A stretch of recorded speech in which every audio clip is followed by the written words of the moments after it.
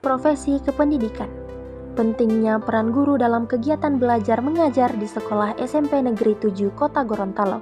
Dosen pengampu, Profesor Dr. Novianti Jafri, SPDI, MSI.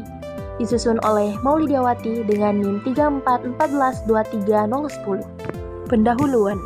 Dalam proses pendidikan, peran guru sangatlah vital.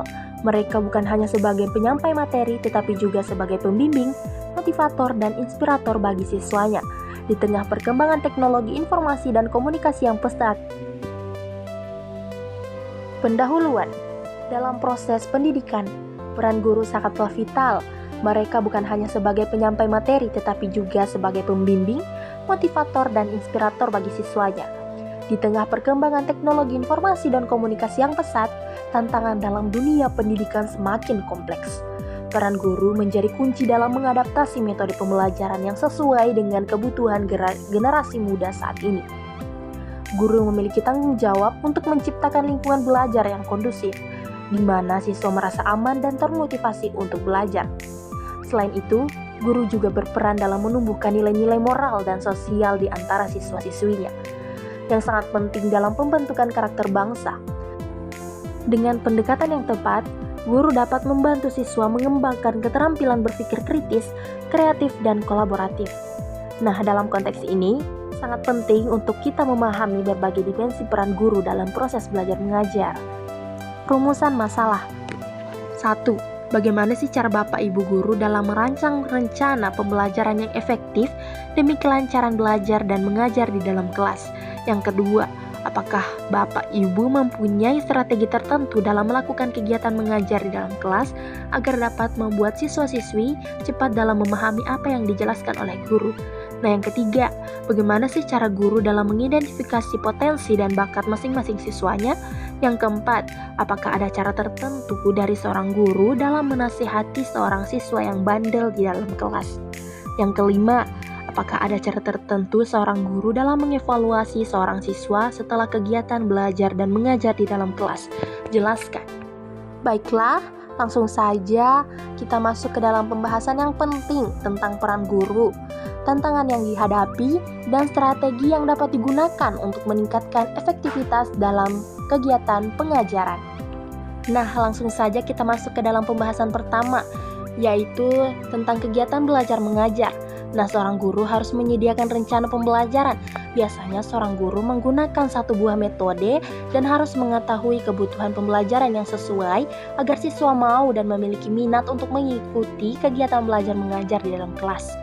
Nah, dalam penggunaan metode sangatlah penting dalam kegiatan belajar mengajar, karena metode pembelajaran sangatlah berpengaruh dalam menarik perhatian siswa untuk mengikuti pembelajaran.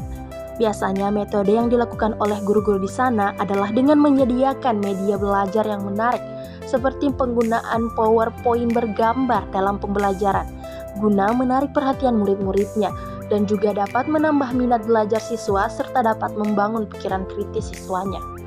Selanjutnya kita masuk ke dalam pembahasan kedua, yakni tentang strategi yang dilakukan oleh guru-guru di sekolah tersebut. Nah, biasanya guru-guru di sana menggunakan strategi penggunaan media yang menarik agar siswa fokus dalam pembelajaran dan dapat memancing siswa untuk berpikir kritis atau aktif dalam bertanya. Ada salah satu guru yang tidak menggunakan metode ceramah di dalam kelas, adalah agar murid di dalam kelas itu betah dan tidak bosan selama kegiatan belajar mengajar dalam kelas. Nah, strategi dalam mengajar juga sangatlah penting, karena tanpa adanya strategi dalam mengajar di dalam kelas itu dapat membuat penjelasan yang kita bawakan itu tidak tersampaikan kepada siswa-siswi. Serta media yang menarik juga sangatlah penting demi menarik minat belajar siswa-siswinya di dalam kelas. Baiklah, selanjutnya kita masuk ke dalam pembahasan ketiga tentang bagaimana sih seorang guru mengidentifikasi bakat dari siswa-siswinya. Nah, ternyata ada beberapa cara untuk mencari tahu bakat dari siswa-siswinya. Di antaranya yaitu dengan memberikan asesmen.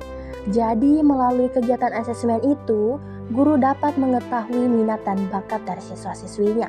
Jadi, metode asesmen ini dilakukan di tiap-tiap kelas guna mengetahui bakat dari masing-masing siswa-siswinya tersebut. Baiklah, selanjutnya kita masuk ke dalam pembahasan selanjutnya. Nah, dalam menasihati siswa-siswinya, salah satu guru juga memiliki cara tersendiri untuk menasihatinya. Di antaranya dengan melakukan teknik pendekatan dan teknik face to face. Dalam menasihati, biasanya guru tersebut memberikan kesempatan kepada siswa tersebut untuk bercerita kejadian yang telah terjadi, menanyakan apa mau mereka, karena seorang guru itu tidak boleh egois dalam mengambil keputusan, karena seorang guru juga harus tahu apa yang sebenarnya mereka inginkan. Setelah berbicara tatap muka berdua, guru tersebut akan menanyakan kenapa, bagaimana keadaan di rumah, mengapa kamu melakukan hal tersebut, lalu menanyakan alasan dari siswa tersebut melakukan hal tersebut. Tanda kutip, jahil, dan membuli. Biasanya setelah melakukan pendekatan, siswa-siswi yang tertuju tersebut akan bercerita dengan sendirinya tentang apa yang sebenarnya terjadi dan inginkan. Adapun setelah melakukan pendekatan, biasanya Ibu Sherlyn akan melibatkan anak-anak yang suka bermalas-malasan dan suka jahil kepada temannya. Biasanya ibu tersebut sering menjadikannya seorang ketua dalam kelompok atau menyuruhnya untuk mengambil buku cetak dan lain-lainnya. Nah, dalam hal tersebut memiliki tujuan. Nah, tujuannya dari apa yang dilakukan oleh ibu tersebut adalah untuk membangun jiwa kepemimpinan dan rasa tanggung jawab, serta mereka juga dapat merasa dibutuhkan dan dihargai dalam lingkungan tersebut, sehingga dapat membuat mereka berangsur-angsur berubah menjadi anak yang aktif dan bertanggung jawab.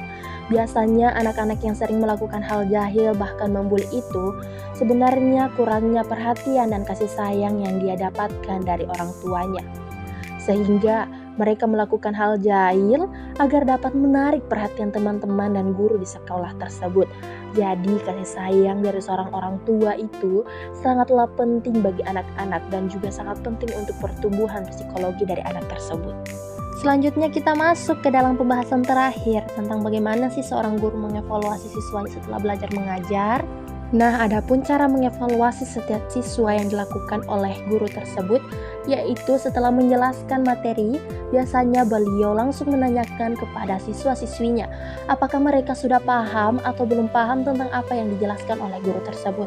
Nah, setelah melakukan evaluasi, biasanya di pertemuan selanjutnya, guru-guru akan memperbaiki apa yang kurang dan minggu-minggu yang lalu. Biasanya, setiap guru akan melakukan evaluasi di setiap minggu pertemuan guna mengecek apakah murid-murid masih ingat atau tidak tentang materi yang dibawakannya. Jadi, salah satu cara mengevaluasi murid-murid di dalam kelas adalah dengan memberikan mereka kesempatan untuk bertanya tentang materi yang dijelaskan. Kesimpulan, jadi dari apa yang saya lakukan pada saat kegiatan observasi ini berlangsung, saya menyimpulkan bahwa tugas dan peran guru sangatlah penting dan utama dalam dunia pendidikan. Tugas guru juga bukan hanya sebagai pendidik, fasilitator, motivator, role model, dan penasihat di sekolah.